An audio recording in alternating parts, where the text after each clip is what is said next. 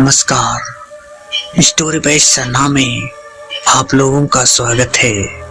तो दोस्तों, ऐसे ही हॉरर कहानी आपको सुनना पसंद है तो चैनल को जरूर सपोर्ट कीजिएगा। तो चलिए कहानी की शुरुआत करते हैं, जरूर बने रहिएगा। मेरा नाम अजय शर्मा है। यह बात उस समय की है जब मैं BBA फर्स्ट ईयर में था। उस समय मैं मेरे कॉलेज के पास ही के एक हॉस्टल में रह रहा था। मुझे प्रतिलिपि पर हॉरर कहानियां पढ़ना पसंद था। मैं रोज कोई ना कोई हॉरर स्टोरी पढ़ता ही था, तभी मुझे नींद आती थी। ऐसे ही एक दिन में रात को प्रतिलिपि पर एक चुड़ैल की हॉरर स्टोरी पढ़ रहा था। कहानी पढ़ते पढ़ते मुझे कब नींद आ गई और रात के तकरीबन 2 बजे मेरी नींद खुली। मैंने अपने कमरे की खिड़की खोली और बाहर का नजारा देखने लगा। आज बाहर काफी तेज हवा चल रही थी। साथ ही में मैं आपको बताना चाहता हूँ कि मेरे हॉस्टल के आसपास काफी पेड़ पौधे थे। मेरे हॉस्टल के आसपास कम ही लोग रहते थे। हॉस्टल के पीछे की ओर एक घना जंगल था। मेरे रूम की खिड़की जंगल की ओर थी। मैं अपने पलंग पर लेट गया और सोने की कोशिश करने लगा, पर मुझे नींद नहीं आ रही थी। थोड़ी देर बाद मेरी आंख लग गई। मेरी नींद एक टक टक की आवाज से खुली। उस समय मैं अपनी खिड़की पर पर्दा लगाना भूल गया था। बाहर एक हाथ हिला रहा था जो लगातार मेरी खिड़की के शीशे पर नोक कर रहा था।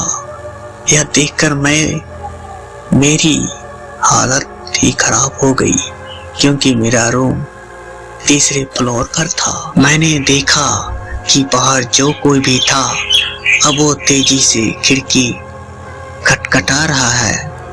धीरे धीरे वो दोनों हाथों से खिड़की को खटखटाने लगा। धीरे धीरे वो मेरे सामने आने लगी।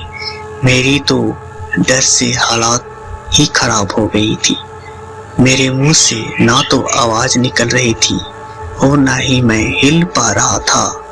मैंने देखा कि एक झुंगीदार चेहरे वाली औरत मेरी खिड़की के कांच से चिपकी है और लगातार मुझे ही देख रही है। वो औरत मेरी खिड़की को खोलना चाहती थी, पर खिड़की अंदर से बंद थी। अब वो औरत खिड़की को जोर जोर से पीटने लगी और काफी गुस्से से मुझे देखने लगी। मैं समझ गया कि आज ये मुझे नहीं छोड़ेगी। फिर वो औरत शांत हो गई और मुझे इशारों में इस खिड़की को खोलने के लिए कहने लगी। पर मेरी हालत तो ऐसी थी कि मानो मुझे काटो तो खून नहीं। एकदम वो औरत वहां से कहीं गायब हो गई। मेरा दिल अभी भी तेजी से धड़क रहा था। तभी मेरी खिड़की पर तेजी से नोक हुई। वो औरत फिर से आ गई, पर मैंने अपनी हिम्मत जुटाई और तेजी से खिड़की के पर्दे को बंद कर दिया। मैं जोर जोर से चिल्लाने लगा। शोर सुनकर मेरे दोस्त और हॉस्टल का रखवाला वहां पर आया। सभी मेरी हालत देखकर हैरान थे कि आखिर इसे क्या हो गया है। मैंने सबको उस औरत की बात बताई। तभी मेरे एक दोस्त ने खिड़की का पर्दा खोला पर बाहर कोई नहीं था। सभी को लगा कि कोई सपना देखा है, पर हकीकत कुछ और थी। मेरा चौकीदार रात को मेरे साथ ही सोया, क्योंकि अब अकेले में मैं सो नहीं पा सकता था। उस हॉस्टल के रखवाले ने मुझसे कहा कि भैया जी, आपने उसकी आंखों में तो नहीं देखा ना? मैंने कहा, किसकी आंखों में? उसे चुड़ैल की आंखों में। उसने कहा, पर तुम को कैसे पता, और उसकी आंखों में देखने से क्या होता है? मैंने पूछा। भैया जी, अगर आप उसकी आंखों में देख लेते तो अब तक आपको वो चुड़ैल अपने साथ ले गई होती। जो भी इस कमरे में रहता है उसे ऐसा ही होता है।